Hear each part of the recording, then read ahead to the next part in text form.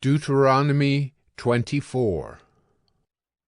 When a man takes a wife and marries her, if then she finds no favor in his eyes because he has found some indecency in her, and he writes her a certificate of divorce and puts it in her hand and sends her out of his house, and she departs out of his house, and if she goes and becomes another man's wife, and the latter man hates her and writes her a certificate of divorce and puts it in her hand and sends her out of his house, or if the latter man dies who took her to be his wife, then her former husband who sent her away may not take her again to be his wife after she has been defiled.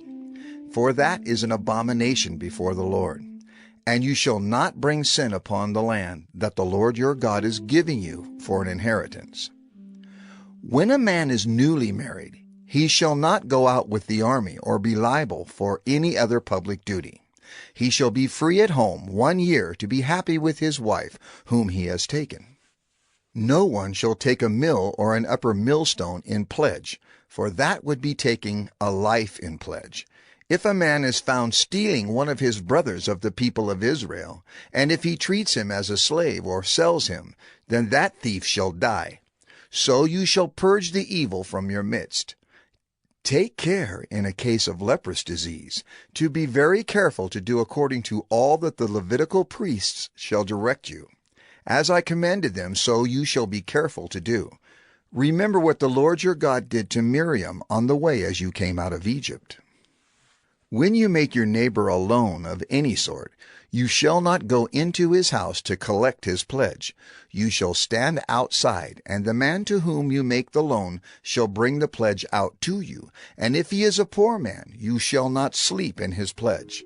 You shall restore to him the pledge as the sun sets, that he may sleep in his cloak and bless you. And it shall be righteousness for you before the Lord your God. You shall not oppress a hired servant who is poor and needy, whether he is one of your brothers or one of the sojourners who are in your land within your towns. You shall give him his wages on the same day, before the sun sets, for he is poor and counts on it, lest he cry against you to the Lord, and you be guilty of sin. Fathers shall not be put to death because of their children, nor shall children be put to death because of their fathers. Each one shall be put to death for his own sin. You shall not pervert the justice due to the sojourner or to the fatherless, or take a widow's garment in pledge. But you shall remember that you were a slave in Egypt, and the Lord your God redeemed you from there. Therefore I command you to do this. When you reap your harvest in your field, and forget a sheaf in the field, you shall not go back to get it. It shall be for the sojourner, the fatherless, and the widow, that the Lord your God may bless you in all the work of your hands. When you beat your olive trees, you shall not go over them again. It shall be for the sojourner, the fatherless, and the widow.